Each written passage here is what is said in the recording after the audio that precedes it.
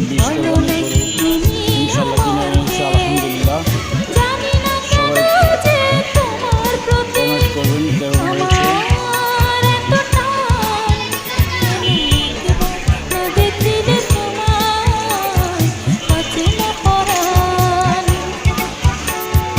বলো তো আমি তোমার কে, বলো না তুমি আমার কে।